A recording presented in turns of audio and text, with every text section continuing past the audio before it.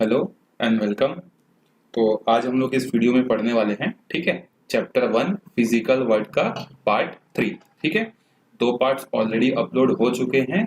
तो अगर आपने ये वीडियो आपने डायरेक्टली ओपन किया है तो पहले मैं आपको रिकमेंड करूंगा कि आप जो है जाकर क्या करो, सबसे पहले जो है उन दो पार्ट्स को जो है देखो, प्लेलिस्ट में जो है आपको मिल जाएगा। ठीक है, क्या हुआ था कि पहले दो वीडियोस में जो है मैंने लास्ट वाली वीडियो में बोला था कि ये जो है चैप्टर 1 यहाँ पर क्या होता है, कंप्लीट होता है करके। ठीक है, लेकिन बाद में मुझे याद है कि इसमें एक टॉपिक जो है और रह गया है। ठीक है, और उस एक टॉपिक का जो वैल्यू है वो काफी इंपॉर्टेंस है।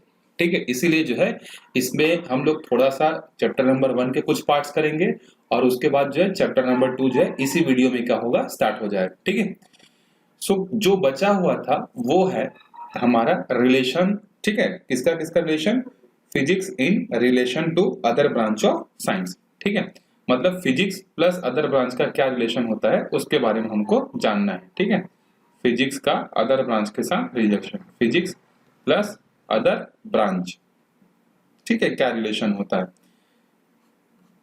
सबसे पहला हम लोग देखते हैं केमिस्ट्री एंड फिजिक्स का। ठीक है, कि केमिस्ट्री एंड फिजिक्स का जो है आपस में जो है क्या रिलेशन है।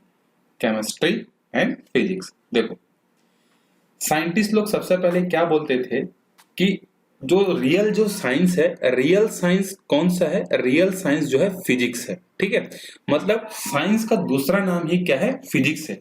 बाकी सारी ब्रांचेस जो आप लोग पढ़ते हो, बायोलॉजी पढ़ते हो, केमिस्ट्री पढ़ते हो, ये जितने भी आप अदर पढ़ते हो, ये सब क्या है? आलतू फालतू है।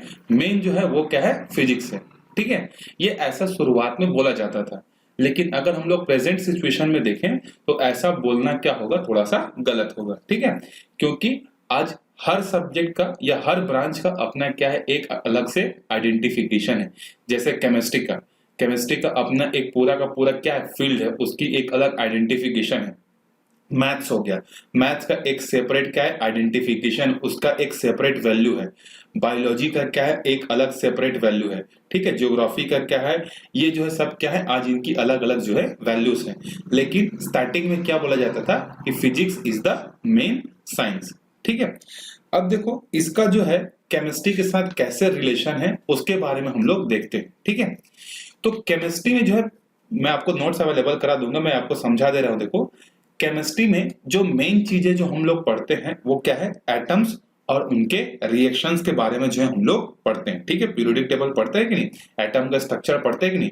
तो एटम का जो स्ट्रक्चर है वो सबसे पहले फिजिक्स वालों ने ही क्या किया था, डिस्कवर किया था, जिसका नाम है रदरफोर्ड, बोर, थॉमसन।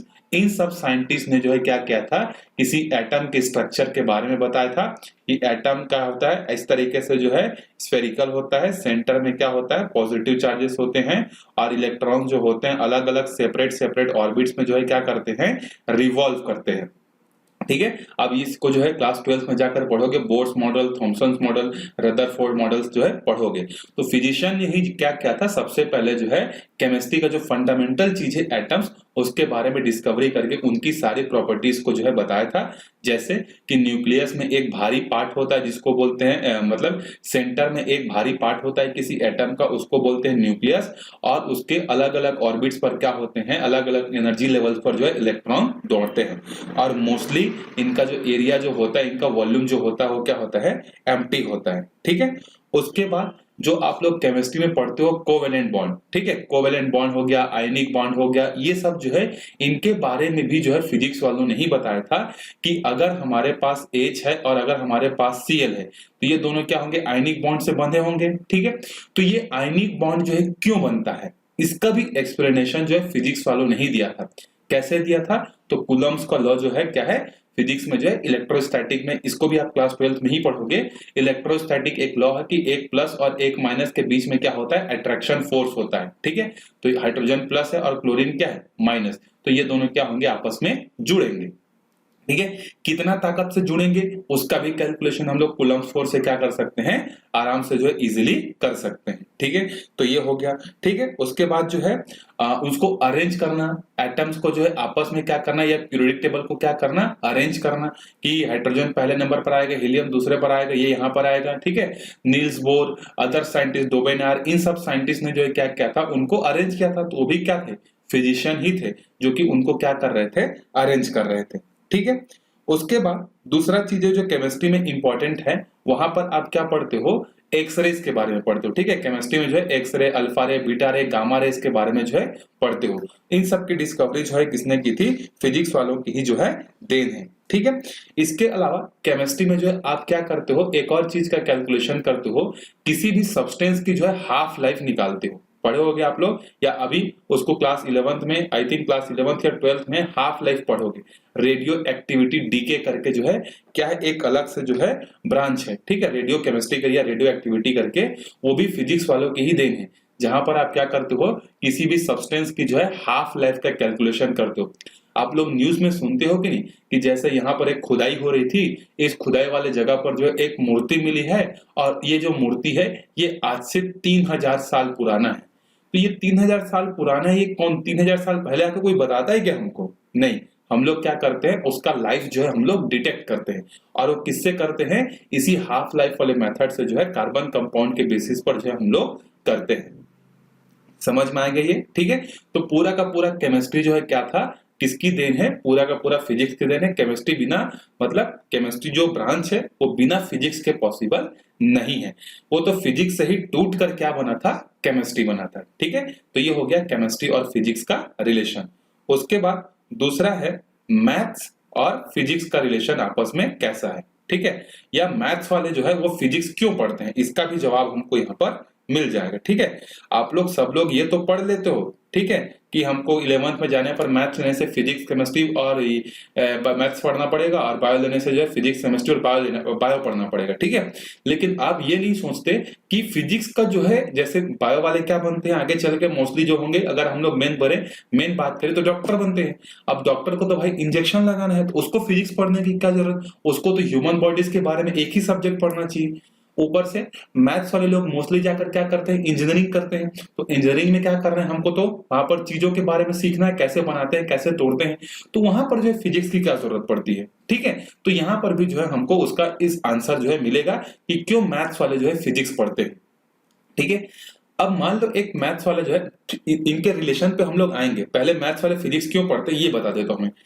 मैथ्स वाले जो है अगर करते हैं, इंजीनियरिंग कॉलेज जाते हैं, इंजीनियरिंग का अपना जो डिग्री कंप्लीट करते हैं, उसके बाद कहीं पर जॉब करते हैं, तो इंजीनियर्स का काम क्या होता है, रन करना। इसको रन करना, मशीन्स को रन करना। ठीक है, अब मान लेते हैं कि एक इंजीनियर है, ठीक है, जिसको फिजिक्स का नॉलेज नहीं है। ठीक है, उसने क्या किया, एक मोटरसाइकिल बनाया, एक व्हील बनाया। ठीक है, क्या बनाया उसने, एक मोटरसाइकिल बनाया, इंजन विंजन सब लगा दिया, यहाँ पर आगे का एक व्हील है, और यहाँ पर क्या है, एक पीछे का व्हील है। ठीक है, अब इसको इसने क्या किया, उस इंजीनियर ने जो है इसको जोड़ दिया उसने किससे, कॉपर के जो है चैन से। किससे जोड़ दिया इसको, मान लो कॉपर के चैन से।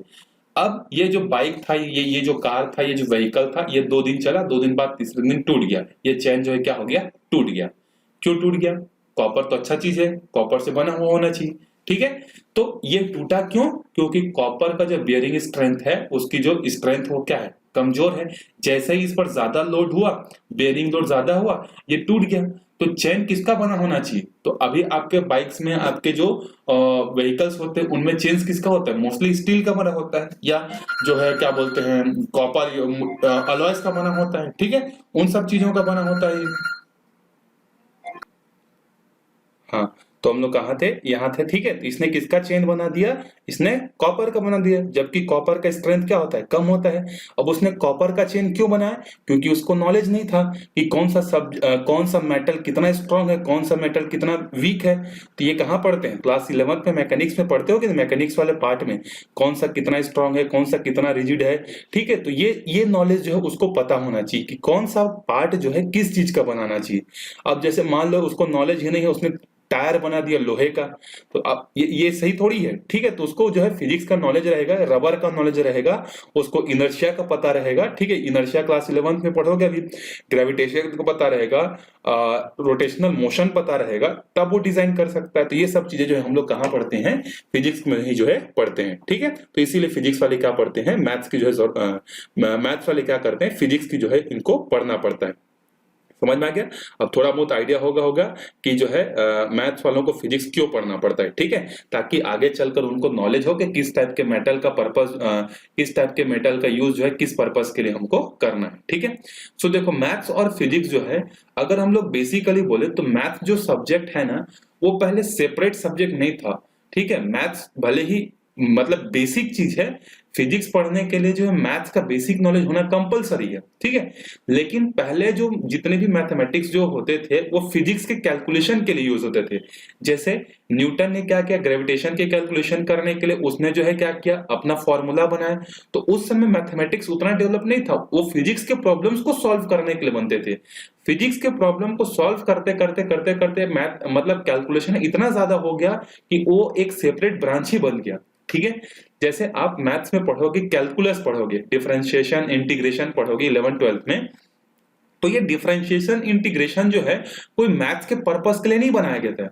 उसको बनाया था किसने, न्यूटन ने, और न्यूटन बोलता हूं, एक लेबनीज ने, ठीक है। लेबनीज ने जो है वो फिजिक्स के प्रॉब्लम्स को सॉल्व करने के लिए बनाया था, लेकिन बाद में उसका यूज जो है मैथमेटिक्स में होने लगा। वेक्टर एलजेब्रा, वेक्टर जो पूरा का पूरा सब सब्जेक्ट है, वो पूरा का पूरा वेक्टर क्या है, फिजिक्स ही है, लेकिन आप उसको कहां पढ़ते हो, मैथ्स में पढ़ते हो, ठीक है। तो इन दोनों में भी क्या है, बहुत क्या है, जुड़वा रिलेशन, जुड़वा भाई हैं ये दोनों, ठीक है। एक के बिना दूसरा पॉसिबल नहीं है, ठीक है।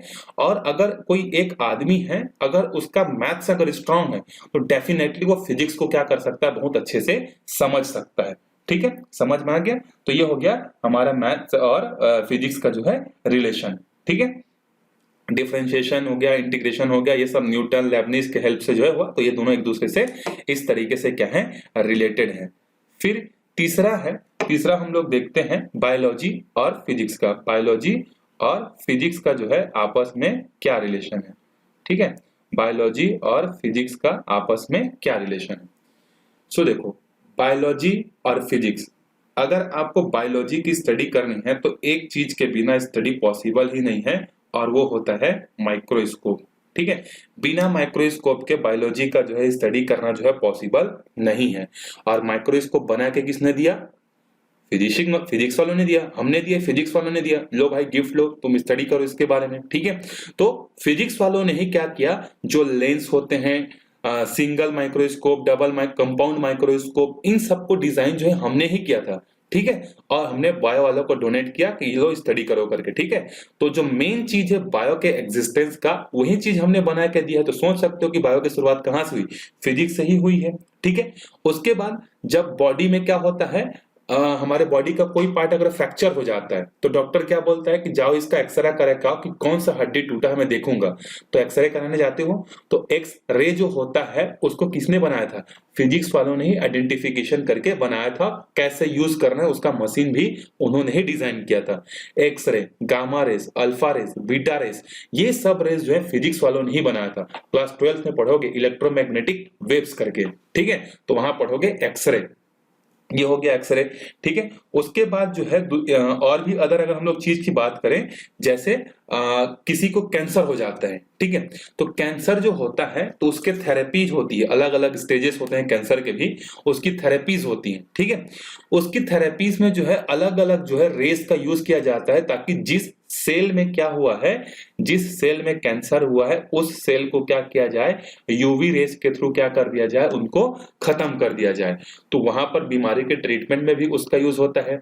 इवन जैसे किसी को हार्ट अटैक आ गया, आपने मूवीज वगैरह में देखा होगा कि पेशेंट को क्या करते हैं, पेशेंट के चेस्ट में जो है दो मतलब आयरन टाइप के कुछ ऐसा कंप्रेस करते हैं, देखे होगे। अब उसको मैं एग्जैक्ट लैंग्वेज में क्या बोलते हैं मेरे को नहीं पता, ठीक है।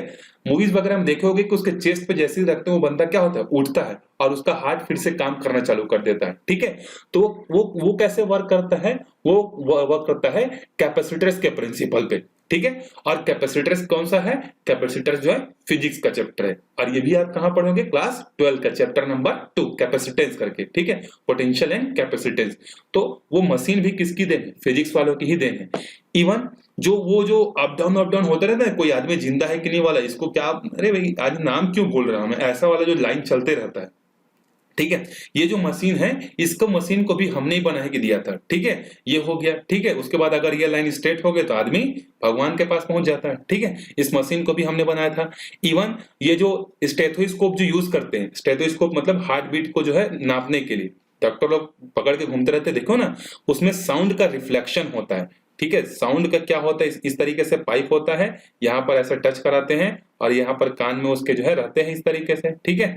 तो ये जो पाइप है बीच में, इसमें साउंड का क्या होता है, रिफ्लेक्शन होता है, टोटल इंटरनल रिफ्लेक्शन। तो वो भी किसका प्रिंसिपल है, वो भी हमारा फिजिक्स का ही क्या है, प्रिंसिपल है, ठीक है। तो ऐसे और भी बहुत सारे जो है क्या है रिलेशन है फिजिक्स और बायोलॉजी में। इवन आई का सर्जरी जो होता है उसको भी फिजिक्स वालों ने ही बताया था कैसे सर्जरी होता है। इवन आई का जो स्टडी है वो पहले फिजिक्स में होता था, आप लोग क्लास 10th में पढ़े होंगे, मैंने आपको पढ़ाया था आइस के बारे में। आइस जो है वो बायोलॉजी वाले पार्ट में नहीं देखना आप, वो किसमें, फिजिक्स में, आप कलरफुल वर्ल्ड करके, ठीक है, उसमें है। तो वो आइस वाला जो चैप्टर है, मायोपिया, हाइपरमेट्रोपिया और प्रीस बायोपिया, ये जितने भी चीजें ये हम लोग फिजिक्स में ही करते थे, उसका सॉल्यूशन भी, चश्मे का सॉल्यूशन भी हम लोग फिजिक्स में करते थे। लेकिन हमने बोला कि ये जो आइस है ये बॉडी का पार्ट है, तो चलो बायो वालों को बोल देते हैं कि ये स्टडी करें, क्योंकि फिजिक्स में ऐसे भी बहुत सारे टॉपिक्स हैं और हम लोग फिजिक्स को एज इजी एज पॉसिबल हम लोग उसको बनाना चाहते हैं, इसीलिए वो जो है कहां चले गया, आज हम लोग स्टडी करते हैं, डॉक्टर्स लोग जो उसका स्टडी करते हैं, ठीक है। उसके बाद अगला रिलेशन देखते हैं हम लोग फिजिक्स का, किसके साथ देखते हैं, एस्ट्रोनॉमी के साथ, ठीक है, फिजिक्स प्लस एस्ट्रोनॉमी।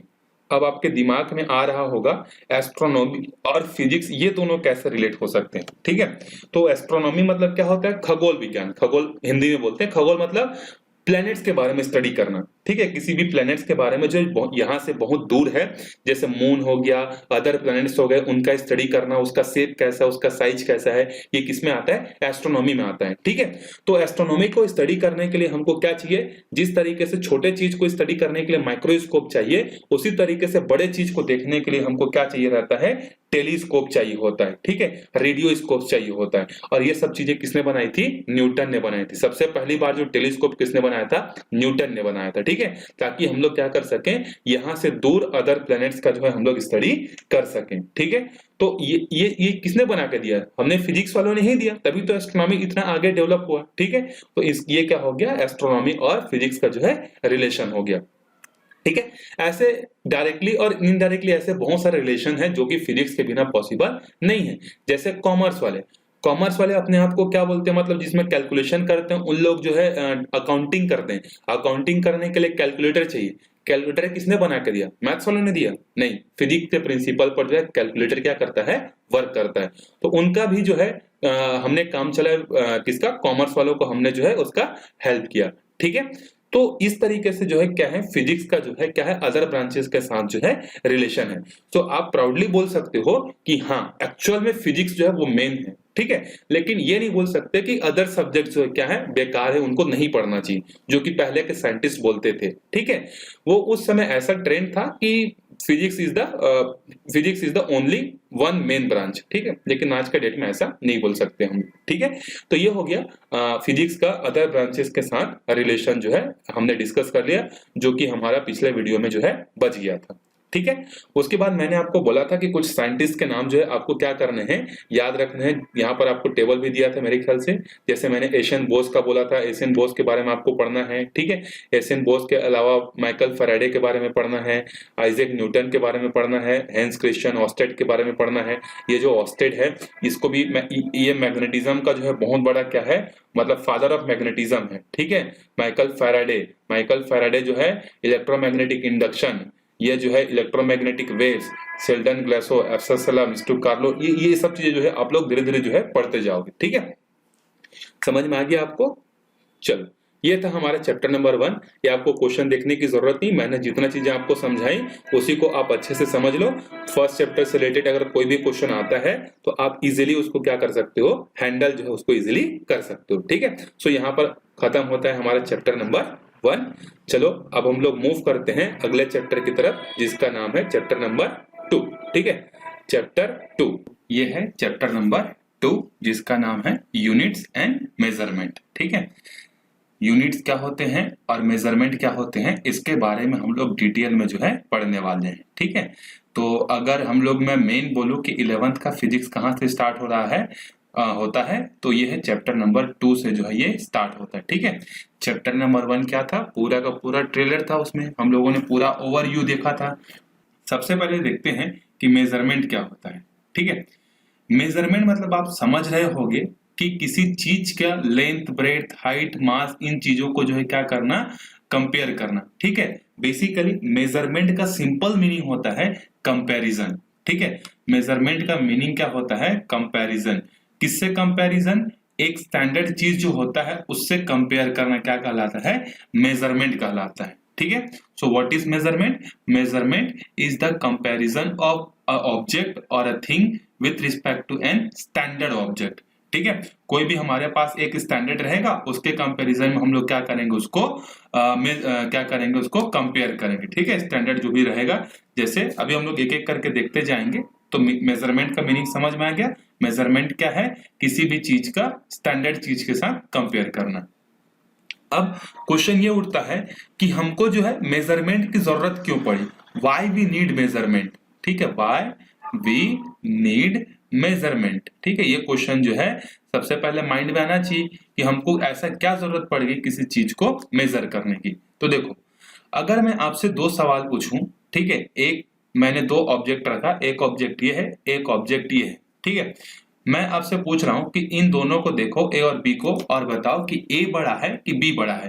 तो आप बोलोगे डेफिनेटली आपके जो ह्यूमन आई है वो एक क्या है, सेंस ऑर्गन है, और वो क्या करेगा, बता देगा कि बी वाला बड़ा है और ए वाला छोटा है।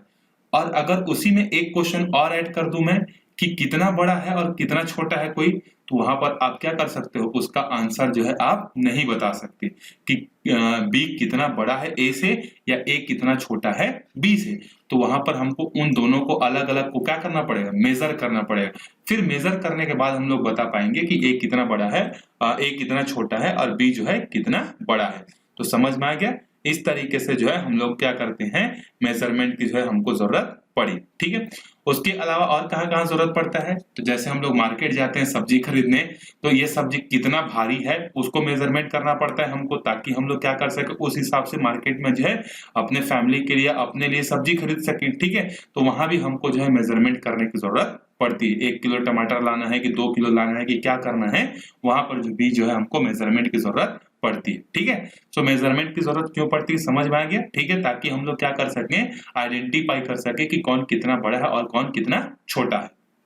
ठीक है, उसके बाद यहाँ पर देखो एक चीज आया है इंट्रोडक्शन में ही, पहले वाले पार्ट में ही क्या दिख रहा है, देखो इंट्रोडक्शन में आपको दिख रहा है, इंट्रोडक्शन में ही है, measurement of any physical quantity involves comparison with a certain basic. वही चीज है कि मेजरमेंट क्या कहलाता है, किसी क्वांटिटी का मेजरमेंट क्या कहलाता है, कंपैरिजन कहलाता है। किसके साथ कंपैरिजन कहलाता है, विद सर्टेन बेसिक, कुछ स्टैंडर्ड जो रहेंगे उसके साथ क्या होते हैं, हम लोग को उसको कंपैरिजन करना पड़ता है।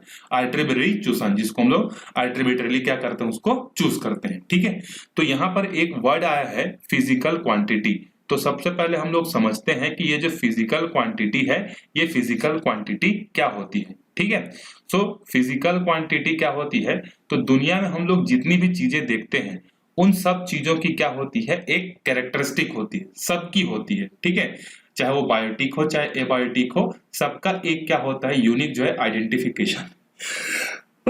आइडेंटिफिकेशन जो है गॉड ने जो है दिया हुआ है। ठीक है, जैसे मैं अगर आपके सामने एक ये लाइन ड्रॉ कर दूं और एक लाइन ये ड्रॉ कर दूं, और अगर मैं पूछूं कि इन दोनों लाइनों में क्या चीज कॉमन है, या क्या चीज है जो कि दोनों में हम लोग मेजर करते हैं, कंपैरिजन करते हैं, तो आप बोलोगे लेंथ को मेजर करते हैं। तो लेंथ क्या है, इस रॉड की कैरेक्टरिस्टिक है कि नहीं, तो लेंथ क्या है, एक कैरेक्टरिस्टिक है। ठीक है, उसके बाद जब आप मार्केट जाते हो, एक बड़ा सब्जी पकड़ते हो इतना बड़ा, एक छोटा सब्जी पकड़ते हो। ठीक है, तो इसको क्या करते हो, अपने हाथ में रख कर देखते हो कि ये क्या है, कितना भारी है। तो इसका भारी होना, इसका मास कितना है, ये होना क्या कहलाता है हमारा, ये दूसरा कैरेक्टरिस्टिक है। ठीक है, हमारे पास दो बर्तन में मान लो पानी है, एक बर्तन ये है, दूसरा बर्तन ये है, इसमें पानी है, गर्म पानी है, इसमें ठंडा पानी है, ठीक है। तो इस पानी को जब छुओगे तो आपका हाथ गर्म लगेगा, इस पानी को छुओगे तो आपका हाथ क्या लगेगा, ठंडा लगेगा। तो एक का गर्म लगना, दूसरे का ठंडा लगना क्या है, इस पानी की क्या है, कैरेक्टरिस्टिक है। तो यहाँ पर जो है हॉटनेस या कोल्डनेस भी क्या है, एक तरीके की कैरेक्टरिस्टिक है। तो फिजिकल क्वांटिटीज क्या होती हैं, फिजिकल क्वांटिटीज वो क्वांटिटीज होती हैं ये क्या होती हैं जिनका हम लोग मेजरमेंट कर सकते हैं।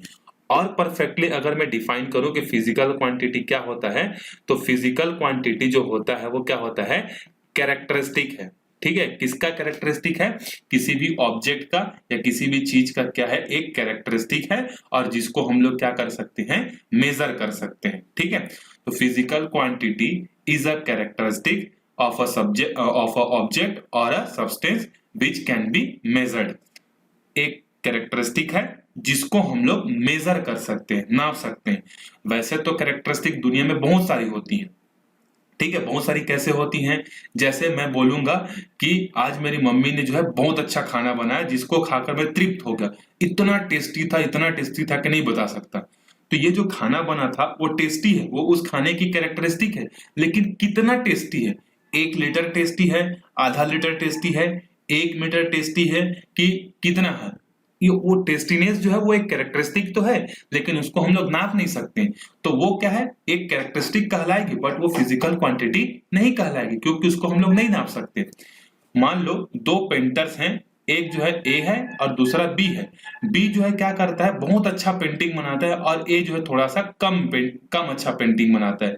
तो अब अगर मैं पेंटिंग बनाना, इन दोनों की क्या है, खासियत है, तो मैं यहाँ पर क्या बोला कि बी जो है बहुत अच्छा पेंटिंग बनाता है और ए जो है पेंटिंग जो है उसके कंपैरिजन में कम अच्छा बनाता है। तो ये कितना अच्छा बनाता है, 2 किलो अच्छा बनाता है क्या, कि 5 किलो अच्छा बनाता है, कि 1 मीटर अच्छा बनाता है। तो पेंटिंग करना भले ही इन दोनों की कैरेक्टरिस्टिक है, लेकिन हम लोग उन दोनों को क्या कर सकते हैं, मेजर नहीं कर सकते कि ये कितना अच्छा पेंटिंग बना रहा है, ये कितना खराब पेंटिंग बना रहा है। ठीक है, जैसे मैं आपको क्लास में पढ़ाने आया और मैं बोला कि मैं आप लोगों को बहुत दिन बाद देखा और आप लोगों को देखकर जो है मैं खुश हो गया। तो खुश होना मेरी क्या है, कैरेक्टरिस्टिक है, लेकिन मैं तुम लोगों को देखकर कितना खुश हुआ बता सकते हो क्या, कि मैं 2 किलो खुश हुआ या 3 किलो खुश, या आधा लीटर खुश हुआ, या 10 डिग्री खुश हुआ। ठीक है, तो हैप्पीनेस जो है ये क्या है, एक कैरेक्टरिस्टिक है, लेकिन उसको मेजर नहीं कर सकते। समझ में आ गया। तो फिजिकल क्वांटिटी फिजिक्स में किसको बोलते हैं, फिजिकल क्वांटिटीज उनको बोलते हैं जिसको बोलते हैं characteristic that can be measured. वो कैरेक्टरिस्टिक जिसको हम लोग क्या कर सकते हैं, मेजर कर सकते हैं, वो क्या कहलाता है, फिजिकल क्वांटिटीज जो है कहलाती है। चीजें समझ में आ गई। ठीक है, अब हम लोग इसमें और स्टडी करते गए और देखते गए कि वो कौन कौन सी कैरेक्टरिस्टिक है जिसको हम लोग क्या कर सकते हैं, मेजर कर सकते हैं। और साथ ही साथ फिजिकल क्वांटिटी को एक और प्रॉपर्टी को फॉलो करना चाहिए, और वो क्या है, वो कुछ फिजिक्स के रूल्स को जो है क्या करना चाहिए, फॉलो करना चाहिए। फिजिक्स में बहुत सारे रूल्स हैं, बर्नौलीज रूल है, Newton's law of first motion, second law, इस तरीके से बहुत सारे रूल्स हैं कि नहीं। तो उस क्वांटिटी, उस कैरेक्टरिस्टिक को क्या करना चाहिए, कुछ ना कुछ फिजिक्स के लॉ को जो है क्या करना चाहिए, फॉलो करना चाहिए। ठीक है, समझ में आ गया। तो अब कौन कौन सी कैरेक्टरिस्टिक है एक एक करके हमने देखना चालू किया। तो सबसे पहले हम लोग मार्केट गए, और मार्केट गए तो हमने देखा कि मार्केट में जब भी हम कोई सब्जी खरीदते हैं तो वो कितना हैवी है उसको देखते हैं, उसके उसके भार को देखते हैं, उसके वेट को देखते हैं। तो एक कैरेक्टरिस्टिक हमको क्या मिला, मास। मास एक ऐसी कैरेक्टरिस्टिक है जिसको हम लोग मेजर कर सकते हैं, ये कितना भारी है, ये कितना हल्का है। ठीक है, तो मास एक कैरेक्टरिस्टिक है। उसके बाद हमने देखा कि किसी भी चीज का जो है रॉड का हम लोग लेंथ नापते हैं या कंपैरिजन करते हैं, तो हम लोग देखा कि किसी रॉड की, किसी पोल की एक कैरेक्टरिस्टिक क्या है, उसका लेंथ का होना उसकी क्या है, एक कैरेक्टरिस्टिक है। तो दूसरी कैरेक्टरिस्टिक हमको फिजिक्स में कौन सा मिली, लेंथ मिली। ठीक है, फिर तीसरी कैरेक्टरिस्टिक हमने पानी को टच किया तो पता चला कौन कितना ठंडा है, कौन कितना गर्म है। तो तीसरी क्वांटिटी हमको क्या मिली, टेम्परेचर मिली। ठीक है, टेम्परेचर तीसरी क्वांटिटी। फिर चौथी क्वांटिटी क्या हुई, कि जैसे आप लोग बोलते हो कि पहला पीरियड जो है साइंस का है, दूसरा पीरियड जो है मैथ्स का है, तो पहला पीरियड जो है इतने टाइम का होगा, इतने टाइम बाद बेल बज जाएगा, कितने टाइम बाद बजेगा। तो यहाँ पर एक एक कैरेक्टरिस्टिक आया कि नहीं, कि कितने टाइम बाद, कितने समय बीतने के बाद। तो टाइम भी क्या है, एक तरीके का जो है कैरेक्टरिस्टिक है, जो कि हमको बताता है कि कितने कितने समय में या कितने इंटरवल में क्या चीज होने वाला है। ठीक है, तो मास हो गया, लेंथ हो गया, टेम्परेचर हो गया, टाइम हो गया। उसके बाद एक और क्वांटिटी है इलेक्ट्रिक करंट है। ठीक है, इलेक्ट्रिक करंट को भी हम लोग नाप सकते हैं, किसी वायर में कितना करंट फ्लो हो रहा है। तो ये पांचवा हो गया हमारा इलेक्ट्रिक करंट। ठीक है, फिर सिक्स्थ है हमारा intensity, luminous intensity, luminous intensity. ठीक है, ल्यूमिनस इंटेंसिटी। और उसके बाद अगला है amount of substance, amount of substance. तो ये 7 ऐसी कैरेक्टरिस्टिक हमको नेचर में मिली जिसको हम लोग मेजर कर सकते हैं, और सातों के सातों क्या करते हैं, फिजिक्स के रूल्स को जो है क्या करते हैं, ये फॉलो करते हैं। ठीक है, समझ में आ गया। तो ये है फिजिकल क्वांटिटीज। वापिस से एक और बार रिवाइज करते हैं। मेजरमेंट क्या होता है, किसी भी चीज का जो है कंपैरिजन करना। किसके साथ कंपैरिजन करना, एक स्टैंडर्ड चीज के साथ। कोई एक स्टैंडर्ड चीज रहेगी, उसी के साथ कंपैरिजन करना क्या कहलाता है, हमारा मेजरमेंट कहलाता है। ठीक है, अब मेजरमेंट हम लोग करते किसका है, तो मेजरमेंट करते हैं हम लोग फिजिकल क्वांटिटीज का। तो फिजिकल क्वांटिटीज क्या होती हैं, physical quantities are characteristic that can be measured and follow the laws of physics. समझ में आ गया। फिजिकल क्वांटिटी एक तरीके की कैरेक्टरिस्टिक होती है जिसको हम लोग क्या कर सकते हैं, मेजर कर सकते हैं, नाप सकते हैं, नंबर्स में एक्सप्रेस कर सकते हैं, और वो फिजिक्स के रूल्स को क्या करता है, फॉलो करता है। ठीक है, जैसे मैं तुमसे बहुत ज्यादा प्यार करता हूं, इतना प्यार करता हूं कि पूछो मत। ठीक है, कितना प्यार करते हो, आधा किलो, 1 किलो, 2 किलो, 1 लीटर, आधा लीटर, 200 ग्राम, या 200 डिग्री सेल्सियस, या 300 डिग्री सेल्सियस, या आधा सेकेंड, या 2 सेकेंड। तो ये लव करना एक कैरेक्टरिस्टिक तो है, लेकिन वो क्वांटिटी नहीं है। समझ में आ गया, इसको नाप नहीं सकते, नंबर्स के टर्म्स में इसको एक्सप्रेस नहीं कर सकते।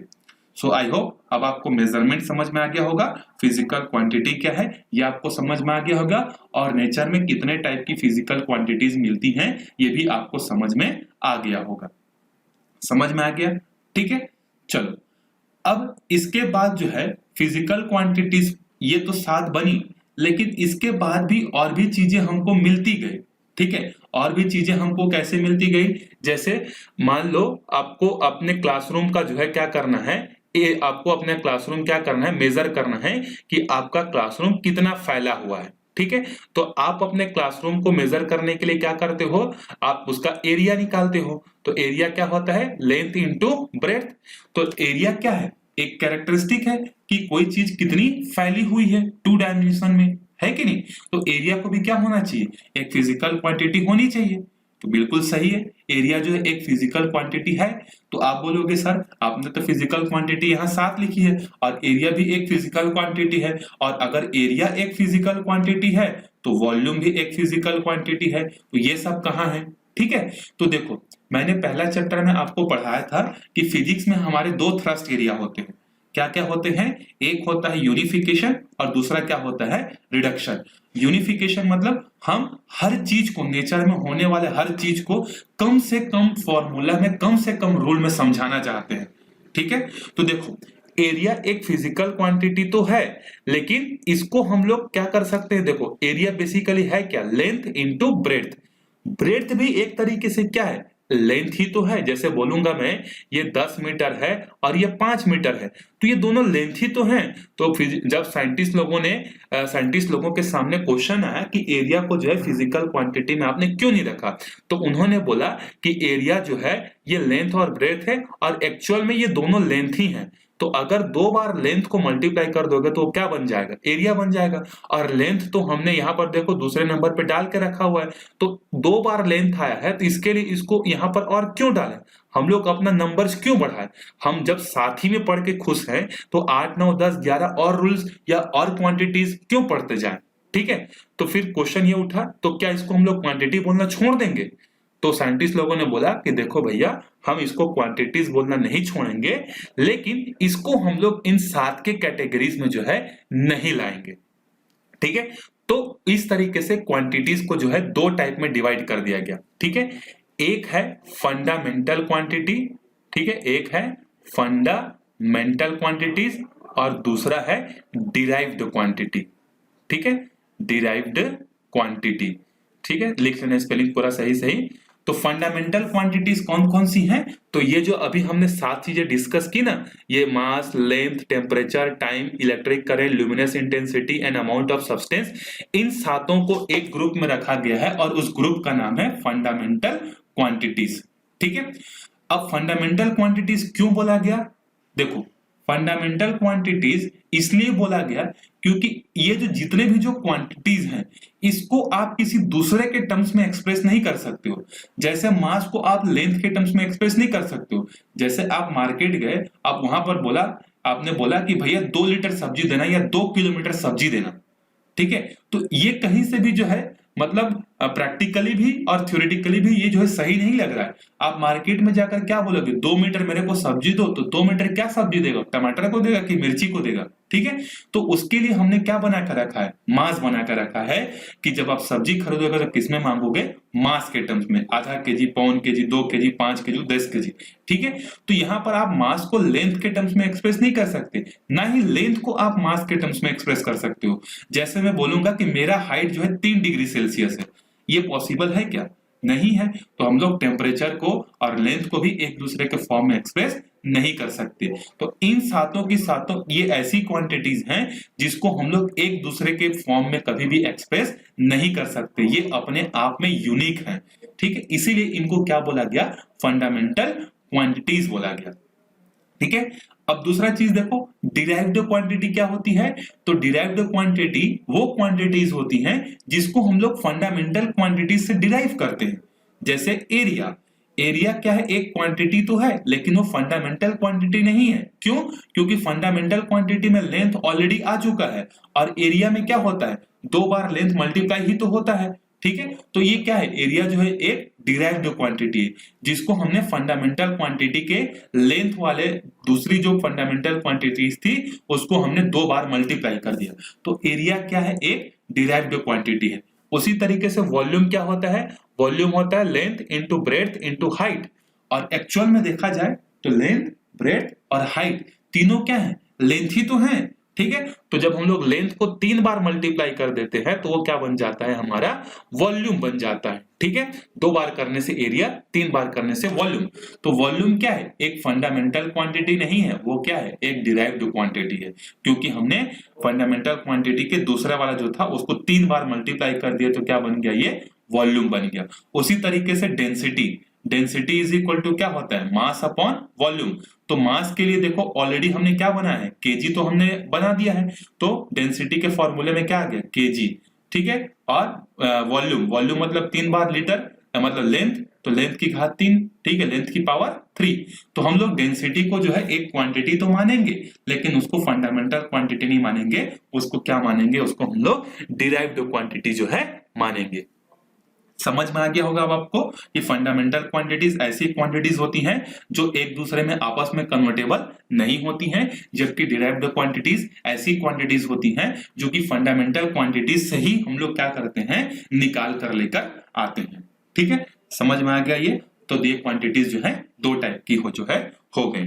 ठीक है, अब इसके बाद देखते हैं, क्वांटिटीज के बाद थोड़ा सा हम लोग देखते हैं यूनिट के बारे में कि यूनिट क्या होता है। ठीक है, अब जैसे मैं बोलूंगा कि मेरे पास जो है इतना भारी चीज है। ठीक है, अब कितना भारी चीज है उसको एक्सप्रेस करने के लिए 2 चीजों की जरूरत है। एक तो नंबर के टर्म्स में, क्वांटिटी के टर्म्स में 1 2 3 4 5, और दूसरा उसके साथ उसका कुछ सफिक्स होना चाहिए। ठीक है, जैसे मैं बोलूंगा कि मेरे पास 5 भारी सब्जी है, तो 5 भारी क्या? कुछ हमारे पास होना चाहिए, कुछ मिसिंग होना चाहिए। जैसे आप अपना नाम बताते हो कि माय नेम इज दिस, तो जिस तरीके से सरनेम के बिना आपका नाम अधूरा लगता है, उसी तरीके से यूनिट के बिना क्या होता है? किसी भी फंडामेंटल क्वांटिटी या डिराइव्ड क्वांटिटी क्या रहती है? अधूरी रहती है। तो अब यूनिट क्या होता है? तो यूनिट क्या होता है? Unit is the comparison of quantity with itself. मतलब अगर मैं आपको एक्सप्लेन करूं कि जो है क्या होता है यूनिट, तो unit is the standard measurement of same quantity. एक और बार, unit is the standard measurement of the same quantity. जैसे अगर मैं मास के लिए क्या बनाना चाहता हूं, एक यूनिट बनाना चाहता हूं, ठीक है। तो मास के लिए जब मैं एक यूनिट बनाना चाहूंगा तो मैं कुछ मास को लूंगा और उसको बोलूंगा कि ये आज से स्टैंडर्ड है। जैसे मैंने इतना बड़ा पत्थर लिया और मैंने दुनिया वालों को बोल दिया कि ये मास के लिए आज से क्या है, स्टैंडर्ड है, और इसको हम लोग बोलेंगे आज से 1 kg। ठीक है, तो ये जो केजी जो आया ना, यही केजी क्या है, ये है मास का यूनिट, और ये क्या है, एक स्टैंडर्ड है। ठीक है, सो यूनिट क्या है समझ में आ गया। एक कंपैरिजन है किसका, स्टैंडर्ड है, और किसके साथ कंपैरिजन करके निकाला हमने, उसी क्वांटिटी के साथ हमने कंपैरिजन करके निकाला। अब मैं लिखता हूं कि मेरे पास जो सब्जी है उस सब्जी का वेट 5 kg है।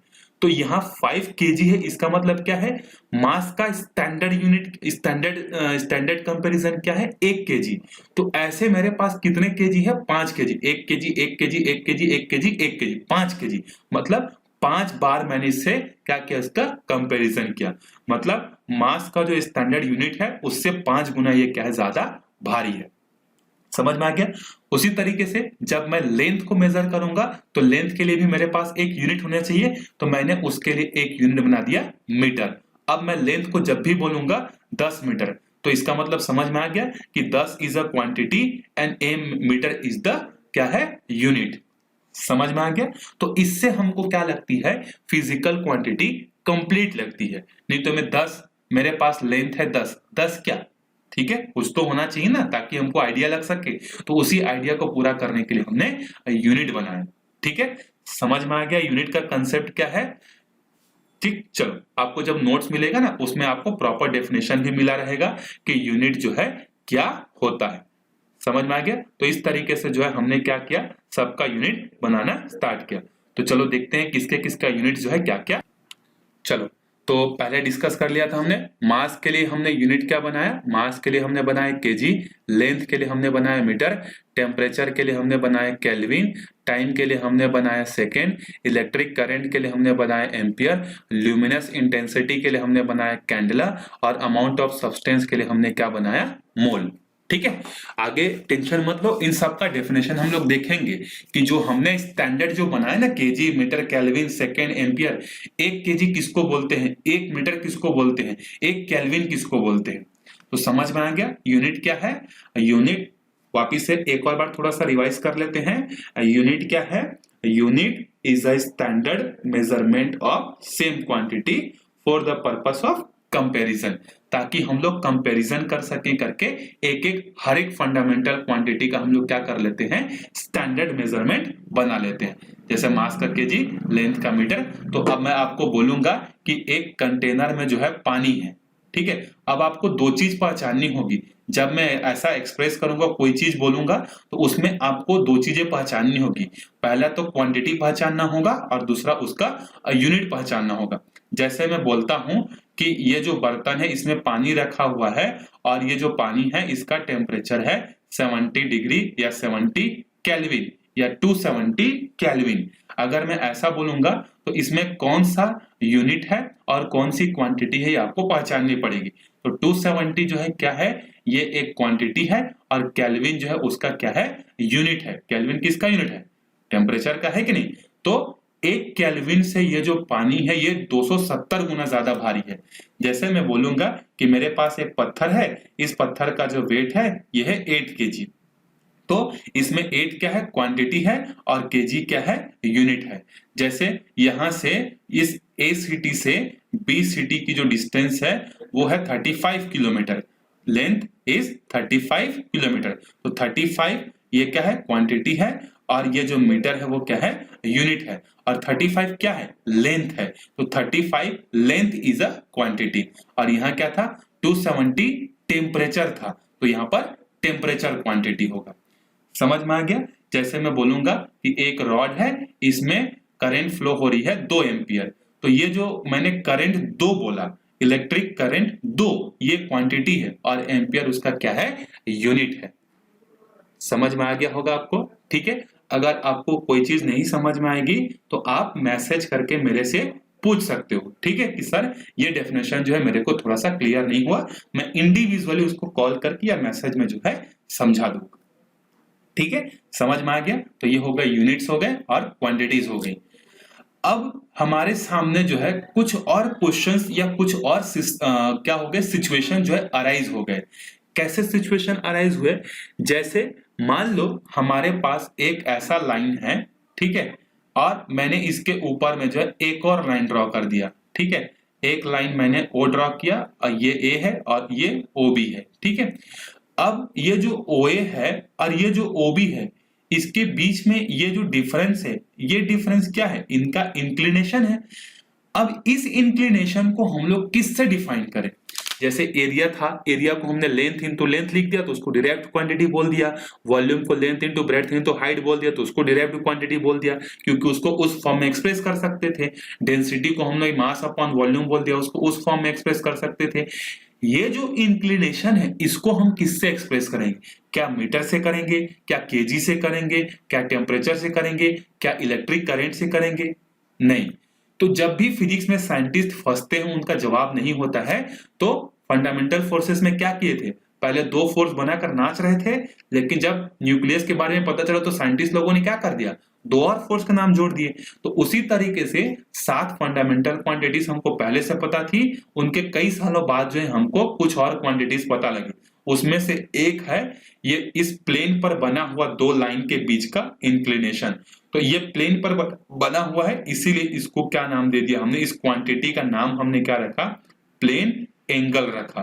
क्वांटिटी का नाम क्या रखा, प्लेन एंगल, क्योंकि ये एक प्लेन पर बना है, 2D पर बना है। तो ये हो गया उसका क्वांटिटी, और इसके लिए यूनिट क्या रखा हमने, इसके लिए हमने यूनिट रख दिया एंगल, एंगल बोलते हैं इसको, और इसके लिए यूनिट क्या रखा हमने, डिग्री रखा। जैसे बोलते हैं ना 30 डिग्री, 40 डिग्री, 45 डिग्री, 60 डिग्री, तो इस तरीके से जो है हमने क्या किया, उसके लिए जो है यूनिट हमने साथ में लगा दिया डिग्री। समझ में आ गया आपको। तो ये था हमारा एंगल, समझ में आ गया। और एंगल का अगर हम लोग अभी सिस्टम पढ़ेंगे बहुत सारे, तो अभी समझ लो कि प्लेन एंगल को हम लोग किससे नापते हैं, इसको हम लोग नापते हैं रेडियन से। इसका यूनिट क्या है, रेडियन। वैसे आप मैथ्स में अलग अलग यूनिट्स पढ़ोगे, कहीं पर डिग्री, कहीं पर रेडियन, कहीं पर जो है ग्रेड करके 11th में ही पढ़ोगे, ठीक है, अभी मैं बताऊंगा भी। तो समझ में आ गया। तो ये क्या है, एक 5 क्या बोलते हैं 7 तो हमारे पास फंडामेंटल थी, उसके बाद पहला चीज हमको और पता चला जिसका नाम है प्लेन एंगल। इसके बाद एक और इस तरीके का चीज मिला जिसको हम लोग दूसरे फॉर्म में एक्सप्रेस नहीं कर पा रहे थे, ना तो फंडामेंटल के फॉर्म में, ना ही हम लोग उसको डिराइव्ड के फॉर्म में। जैसे आइसक्रीम खाने जब आप जाते हो ना इस तरीके से, तो उसका जो कोन होता है, इस कोन का जो एंगल है, इंक्लिनेशन है, जहां पर सब आकर मिलते हैं, इसको हम लोग किससे मेजर करेंगे। तो पहले बोला गया कि इस एंगल से ही मेजर कर लेते हैं, रेडियन से ही मेजर कर लेते हैं, लेकिन प्रॉब्लम क्या हुआ, ये तो प्लेन है, ये 2D है और ये 3D है। तो 2D के यूनिट को हम लोग 3D में कैसे यूज कर सकते हैं, ठीक है। जैसे हम लोग चना मुर्रा खाने जाते हैं, तो चना मुर्रा वाला चना जिसमें डालता है उसको क्या करता है, ऐसे गोल गोल घुमाता है ना, तो वो गोल गोल घुमाता है, वही क्या है, वो कहलाता है सॉलिड एंगल। उस क्वांटिटी का नाम हमने क्या रखा, सॉलिड एंगल जो है हमने उस क्वांटिटी का नाम रखा। समझ में आ गया। तो अब दो नई क्वांटिटीज हमको मिल गई, एक 2D में जो इंक्लिनेशन मिला उसको प्लेन एंगल बोल दिया, और 3D में जो एंगल मिला उसको हमने क्या बोल दिया, सॉलिड एंगल बोल दिया, ठीक है। अब इसको मेजर हम लोग किससे करते हैं, तो इसको हम लोग मेजर करते हैं, देखो स्टेरेडियन से। ऊपर वाले को किससे करते हैं, रेडियन से, और नीचे वाले को किससे करते हैं, स्टेरेडियन से। अब एक स्टेरेडियन क्या होता है, एक एंगल क्या होता है, इसको हम लोग पढ़ेंगे। तो समझ में आ गया। तो दो और नई फंडामेंटल क्वांटिटीज जो है जोड़ दी गई, लेकिन वो 7 तो पहले ही लिखा गया था कॉपी में, तो इन दोनों के लिए जगह नहीं था, तो इन दोनों को जो है हमने क्या कर दिया, सब्सिडियरी यूनिट जो है हमने बोला। सब्सिडियरी यूनिट क्यों बोला, जैसे आप एग्जाम में पहले मेन एग्जाम में अगर फेल हो जाते हो तो आप दूसरा एग्जाम देते हो, उसको क्या बोलते हो, सप्लीमेंट्री बोलते हो ना, सब्सिडियरी बोलते हो। तो उसी का सब्सिडियरी या फिर सप्लीमेंट्री एंगल्स जो है हम लोग इसको बोलते हैं। तो नाम याद रखना, या तो सप्लीमेंट्री एंगल्स बोलना, या सप्लीमेंट्री क्वांटिटीज बोलना, या सब्सिडियरी क्वांटिटीज बोलना, ठीक है। तो ज्यादा जो भी आपको इजी लगे, अगर आपको लग रहा है सप्लीमेंट्री क्वांटिटीज जो ज्यादा बोलना इजी है, तो बोलना कि दीज टू आर क्या है, सप्लीमेंट्री क्वांटिटीज। समझ में आ गया ये क्वांटिटीज, ठीक है। अब इन क्वांटिटीज को जो है क्या किया गया, हर कंट्री वाले जो है अपने अपने हिसाब से जो है अलग अलग जो है क्या करने लगे, इनका मेजरमेंट जो है करने लगे। ठीक है, जैसे ये क्वांटिटीज पता चल गई, तो जैसे ब्रिटेन वाले, वैसे भी ब्रिटेन वाले सबसे पहले होशियार बनते हैं। तो ब्रिटेन वाले जो है क्या किए, इन्होंने जो है मास का मेजरमेंट किससे किया, मास का मेजरमेंट किया इन्होंने पाउंड से। ठीक है, अब देखते हैं थोड़ा सा मेजरमेंट के सिस्टम देखते हैं, ऊपर बुक में देखते हैं, फिर तब समझ में आएगा। ये देखो मेजरमेंट के हमारे पास क्या हुए, अलग अलग जो है सिस्टम बने। जैसे सबसे पहले सिस्टम जो है मेजरमेंट को करने के लिए जो है किसने बनाया, इसको बनाया ब्रिटेन वालों ने। ठीक है, ब्रिटेन वालों ने क्या किया, हम लोग मास, इन लोग जो है क्या किए, सबसे पहले मास को नापेंगे, बोले किससे, पाउंड से। क्यों पाउंड से, पाउंड वर्ड क्यों आया, उस समय जो है क्या था, इंग्लैंड के लोग जो है क्या करते थे, जैसे हम लोग के यहाँ चावल खाते हैं उस तरीके से वहां के लोग क्या करते थे, ब्रेड बनाते थे, केक्स बनाते थे। तो उन केक्स का वेट जितना होता था उसको उन लोग क्या बोलते थे, पाउंड बोलते थे। ठीक है, फिर लेंथ के मेजरमेंट करने के लिए इन्होंने डिसाइड किया, ये सबसे पहले की बात है ना, ये केजी वेजी बाद में डिसाइड हुआ ना, ये केजी मीटर ये सब बाद में डिसाइड हुआ, पहले ये चलता था। ठीक है, लेंथ को कैसे नापेंगे बोले, तो इन्होंने बोला कि हम लोग लेंथ को जो है फुट से नापेंगे। ठीक है, उसके बाद टाइम को किससे नापोगे, तो इन्होंने बोला हम लोग टाइम को जो है सेकंड से नापेंगे।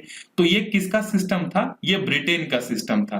तो ब्रिटेन में लेंथ को किससे नापते थे, फुट से, मास को कितने नापते थे, किससे नापते थे, पाउंड से, और टाइम को किससे नापते थे, सेकंड से। तो उन लोग इस सिस्टम को क्या बोलते थे, एफपीएस सिस्टम बोलते थे। ठीक है, क्या बोलते थे, एफपीएस सिस्टम जो है ये बोलते थे। समझ में आ गया। उसके बाद जब ब्रिटेन वालों ने क्या किया, अपना सिस्टम बना लिया, तो फ्रांस वाले जो है पीछे नहीं रहने वाले थे। ठीक है, जो फ्रेंच जो थे वो क्या थे, ऐसे ही फ्रांस और इसमें जो जमता नहीं था। ठीक है, तो इन्होंने क्या किया, फ्रांस वालों ने, पुर्तगाल ने जो है अपना एक अलग जो है यूनिट बना लिया। ठीक है, अपना अलग सेपरेट यूनिट बनाया। इन्होंने बोला कि हम लोग लेंथ को किससे नापेंगे, सेंटीमीटर से नापेंगे, मास को किससे नापेंगे, ग्राम से नापेंगे। ठीक है, उसके बाद टाइम को किससे नापेंगे, सेकंड से नापेंगे। तो इन्होंने अपना नया सिस्टम बना दिया सीजीएस। सीजीएस कहाँ का था, फ्रांस का सिस्टम था। ठीक है, लेकिन बाद में इनको रियलाइज हुआ कि लेंथ को मेजर करने के लिए जो है ये क्या है, बहुत छोटी छोटी यूनिट्स हैं।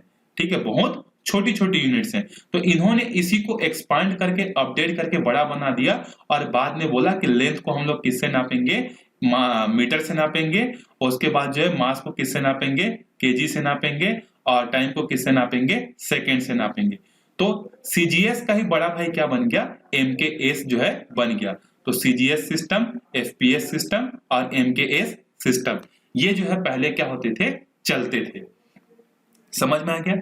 अब प्रॉब्लम क्या हुई, प्रॉब्लम ये हुई कि जब एक कंट्री का आदमी दूसरे कंट्री घूमने जाएगा, और जैसे मान लो ब्रिटेन का एक आदमी जो है फ्रांस घूमने गया, तो ब्रिटेन में जो है मास के लिए कौन सा सिस्टम यूज हो रहा है, पाउंड। अब फ्रांस में कौन सा हो रहा है, ग्राम। जब ब्रिटेन वाला एक आदमी फ्रांस घूमने जाएगा और बोलेगा गिव मी 1 पाउंड केक, तो क्या फ्रांस वाला समझ पाएगा, नहीं समझ पाएगा, क्योंकि उसने बचपन से क्या पढ़ा है, मास को किससे नापना है, ग्राम से। तो वो 10 ग्राम 20 ग्राम को समझता है, पाउंड को तो नहीं समझेगा। ठीक है, तो ऐसे ये आदमी तो भूखा मर जाएगा, इसको नहीं आ पाएगा कितना मांगना है करके, क्योंकि नहीं समझ पा रहे सामने वाला।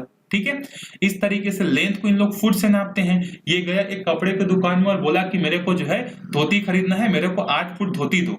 ठीक है, तो ये तो सेंटीमीटर में नापता है, ये तो फुट में नापता है, तो ये फुट बोलेगा मेरे को 8 फुट दो करके, तो नहीं समझ पाएगा, तो ये नहीं खरीद पाएगा। ठीक है, तो ये बिल्कुल उसी तरीके से प्रॉब्लम क्रिएट हो गया जिस तरीके से हमारे यहाँ लैंग्वेज का है। जैसे हम लोग इंडिया में क्या बोलते हैं, मोस्टली जो है हिंदी लैंग्वेज बोलते हैं। अब देखो अगर एक इंडिया का आदमी चाइना घूमने जाना चाहता है, और चाइना का जो लैंग्वेज वो है चाइनीज है, मैड्रिड है। ठीक है, अगर उसको वो जाना चाहता है तो सबसे पहले वहां का लैंग्वेज सीखना पड़ेगा। ठीक है, अब अगर जापान जाना चाहता है तो जापानीज सीखना पड़ेगा, क्योंकि क्या हुआ, लैंग्वेज तो वहां जापानीज चलती है। तो एक आदमी जो जापान अपना समर वेकेशन बिताना चाहता है, वो समर वेकेशन बिताएगा कि 6 महीने पहले इंग्लिश मतलब वहां का जापानीज लैंग्वेज सीखेगा। तो 6 महीने जापानीज लैंग्वेज सीखेगा तो उसका तो टूर ऐसे ही निकल गया, उसका समर वेकेशन, विंटर वेकेशन ऐसे ही निकल गया। तो जिस तरीके से हर एक कंट्री में अपना अपना नेशनल लैंग्वेज है, और हर एक दुनिया में जितनी कंट्रीज है 203 कंट्रीज हैं, उन 203 कंट्रीज में जो है अलग अलग लैंग्वेजेस हैं, तो ये लैंग्वेजेस क्या होगी, प्रॉब्लम क्रिएट की। तो जिस तरीके से लैंग्वेज के प्रॉब्लम को सॉल्व करने के लिए हमने क्या बना दिया, एक ग्लोबल लेवल पर जो है हमने एक लैंग्वेज बनाया, और जिसको हम लोग क्या बोलते हैं, इंग्लिश लैंग्वेज बोलते हैं कि नहीं, इंग्लिश लैंग्वेज। तो जिस तरीके से अगर आपको इंग्लिश आती है तो आप लगभग दुनिया के हर कंट्री में जो है जाकर जो है घूमकर आ सकते हो, क्योंकि सब लोग क्या करते हैं, इंग्लिश जो है थोड़ा बहुत क्या करते हैं, सब समझ जाते हैं, और अगर पढ़ा लिखा होगा तो वो और अच्छे से इंग्लिश क्या कर सकता है, समझ सकता है। तो लैंग्वेज के प्रॉब्लम को सॉल्व करने के लिए इंग्लिश आ गया। उसी तरीके से इन मेजरमेंट के सिस्टम के प्रॉब्लम्स को समझने के लिए हमने एक नया सिस्टम बनाया, और जिसको हम लोग बोलते हैं the international system of units. ठीक है, इसका ओरिजिनल में नाम था, पहले जो नाम था वो था सिस्टम डी इंटरनेशनल। इसका ओरिजिनल नाम क्या है, सिस्टम डी इंटरनेशनल। इसी का शॉर्ट फॉर्म क्या बनता है, एसआई यूनिट बनता है। समझ में आ गया, सिस्टम डी इंटरनेशनल। तो इंग्लिश लैंग्वेज जैसे लैंग्वेज बैरियर को खत्म किया, उसी तरीके से जब एक कंट्री का दूसरे कंट्री से ट्रेड होता है, या एक कंट्री का आदमी दूसरे कंट्री घूमने जाता है, तो उसको मास के टर्म्स में, लेंथ के टर्म्स में प्रॉब्लम ना हो करके हमने एक इंटरनेशनल लेवल पर सारे साइंटिस्ट ने मिलकर एक नया सिस्टम बनाया, जिसको बोलते हैं system D international. Short form है इसका एसआई। समझ में आ गया ये, ठीक है। अब एसआई से यहां तक हमारा प्रॉब्लम सॉल्व नहीं हुआ, हमारा एक और प्रॉब्लम इंक्रीज हो गया। अब वो प्रॉब्लम क्या था कि जैसे हम लोग क्या करते हैं, हम लोग प्रैक्टिकली जब दुकान जाते हैं, तो हम लोग अपने हिसाब से बात करते हैं कि जैसे भैया आधा लीटर दूध दे दो, 2 लीटर दूध दे दो, ठीक है, ये हो गया। उसके बाद हम लोग क्या बोलते हैं, जब हम लोग मास मेजरमेंट करते हैं, तो मास को हम लोग किससे मेजरमेंट करते हैं, इंडिया वाले चमात से करते हैं, ठीक है, चमात हो गया। उसके बाद पहले के लोग जो है क्या करते थे, और अलग अलग जो है सिस्टम से क्या करते थे, मेजरमेंट जो है करते थे। तो फिर से हमने क्या किया, सिस्टम को जो है 2 पार्ट में डिवाइड किया। एक को बोलते हैं हम लोग प्रैक्टिकल यूनिट्स, ठीक है, प्रैक्टिकल सिस्टम, और दूसरे को बोलते हैं एसआई सिस्टम। प्रैक्टिकल सिस्टम मतलब जैसे आप दूध वाले को बोलते हो ना, दूध वाले के लिए बोलते हो कि भैया 1 लीटर दूध दे दो, जबकि वॉल्यूम के लिए जो है, वॉल्यूम के लिए एसआई सिस्टम में यूनिट क्या है, मीटर क्यूब। तो आप दुकान में जाकर ये नहीं बोलते कि भैया मेरे को 1 मीटर क्यूब दूध दो, आप क्या बोलते हो, 1 लीटर दूध दो, ठीक है। उसी तरीके से टाइम का जो अभी देखेंगे, टाइम का जो एसआई सिस्टम में वो यूनिट है, वो है 1 सेकेंड। मतलब टाइम के लिए क्या है, 1 सेकेंड। लेकिन जब भी आपसे कोई एज पूछता है तो आप क्या बोलते हो, मेरा एज 20 ईयर है। ईयर भी क्या है, एक यूनिट है, लेकिन इसका एसआई यूनिट क्या है, सेकेंड है। तो आपको अपना एज सेकेंड में बताना चाहिए था, लेकिन आप सेकेंड में ना बताकर किस में बताते हो, ईयर्स में बताते हो, ठीक है। तो इसीलिए हम लोग इसको क्या बोलते हैं, प्रैक्टिकल क्वांटिटी बोलते हैं, ठीक है। समझ में आ गया, एक है प्रैक्टिकल क्वांटिटी और दूसरी है एसआई क्वांटिटी। जैसे आप लोग मास का जो यूनिट है एसआई सिस्टम में वो है केजी, लेकिन जब एक ट्रक में कोयला भरा होता है तो कोयला, उस ट्रक में कितना कोयला है उसको केजी में नहीं बताते, उसको आप किस में बताते हो, टन्स में बताते हो, कितना टन्स कोयला है। समझ में आ गया, क्लियर है, ठीक है। अब जब आप मार्केट जाते हो तो आप क्या खरीदते हो, केजी में खरीदते हो। तो केजी हर जगह यूज नहीं होता, जैसे मार्केट में यूज हो गया उसी तरीके से ट्रक्स में नहीं होता है। अब मास का जो एसआई यूनिट है वो है केजी, लेकिन जब आप क्या करते हो, ज्वेलरी शॉप में जाते हो तो वहां पर केजी में जो है ज्वेलरी नहीं खरीदते हो, वहां पर आप ग्राम्स में खरीदते हो। 5 ग्राम की ज्वेलरी, 10 ग्राम की ज्वेलरी, 20 ग्राम की ज्वेलरी। तो समझ में आ गया। तो 2 यूनिट है, एक प्रैक्टिकल जिसको हर कंट्री के लोग अलग अलग अपने अपने हिसाब से बोलते हैं, और एक है एसआई, ठीक है। एसआई यूनिवर्सल है, प्रैक्टिकल जो है क्या है, अपने रीजनल लेवल पर है। तो एसआई सिस्टम क्या है, समझ में आ गया। ये जो हमने 7 क्वांटिटीज जो पढ़ी ना, इसमें यूनिट्स मैंने लिखा। तो एसआई सिस्टम में जो है मास का यूनिट क्या होता है, केजी, किलोग्राम होता है, और किलोग्राम का सिंबल क्या होता है, केजी। तो एक कॉलम ऐसा बनाना, पहले में लिखना क्वांटिटी, दूसरा में लिखना यूनिट, और तीसरे में लिखना उसका सिंबल, ठीक है। क्वांटिटी में ये सब लिखना, और यूनिट्स में क्या लिखना, मास का यूनिट लिखना किलोग्राम, उसके सिंबल में लिखना केजी। उसके बाद दूसरी क्वांटिटी लिखना लेंथ, लेंथ का यूनिट लिखना मीटर, इसका सिंबल है एम। उसके बाद टेम्परेचर, टेम्परेचर के लिए केल्विन है, और केल्विन के लिए सिंबल यूज करते हैं के। उसके बाद टाइम लिखना, टाइम का यूनिट होता है सेकेंड, इसका सिंबल होता है एस, स्मॉल एस। के को कैपिटल लिखना, ठीक है। उसके बाद अगली क्वांटिटी है इलेक्ट्रिक करंट लिखना, उसका यूनिट लिखना एम्पियर और उसका सिंबल लिखना कैपिटल ए। उसके बाद अगला लिखना ल्यूमिनस इंटेंसिटी, इसका यूनिट होता है कैंडेला और इसका यूनिट है सीडी, ठीक है, सी कैपिटल में डी स्मॉल में। उसके बाद अमाउंट ऑफ सब्सटेंस लिखना, उसका जो यूनिट है वो है मोल और उसका सिंबल है MOL, ठीक है, ऐसा आप कॉलम बनाकर लिखोगे, ठीक है। अब अगर आप थोड़ा ध्यान से देखोगे तो टेम्परेचर वाले में देखो यहाँ पर इसका जो यूनिट है वो कैपिटल में लिखा हुआ है और इलेक्ट्रिक करंट का भी जो यूनिट है ये कैपिटल में लिखा हुआ है, बाकी सारे यूनिट्स जो है वो स्मॉल लीटर में है, ठीक है। तो इसके पीछे रीजन है, हमेशा याद रखना, आज से फिजिक्स जब से पढ़ना स्टार्ट किए हो, जब भी कोई यूनिट किसी साइंटिस्ट के नाम पर रखी जाती है तो उसका जो यूनिट होता है उसका सिंबल्स जो होता है वो हमेशा कैपिटल लेटर में होता है।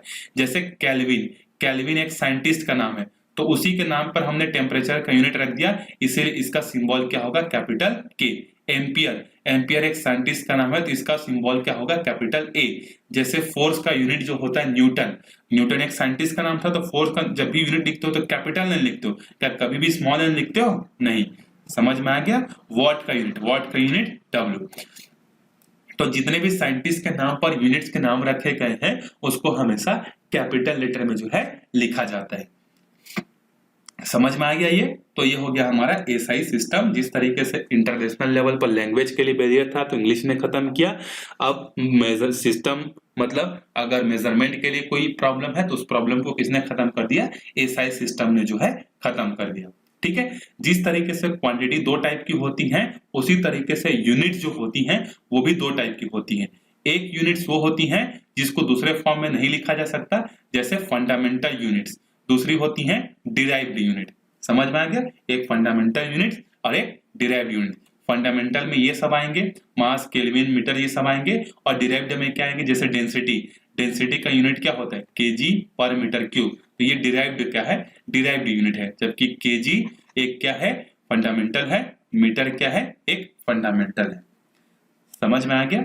तो हमने क्या देखा इस चैप्टर में? पहले क्वांटिटी का मेजरमेंट क्या होता है ये देखा, फिर क्वांटिटी देखा, फिर टाइप्स ऑफ क्वांटिटी देखा, फिर हमने यूनिट्स देखा, फिर हमने अलग अलग सिस्टम देखे, सीजीएस, एमकेएस, एफपीएस, और फिर हमने सब प्रॉब्लम को सॉल्व करने के लिए एक यूनिवर्सल पढ़ा, एसआई सिस्टम, उसका सिंबल, उसका यूनिट, ठीक है।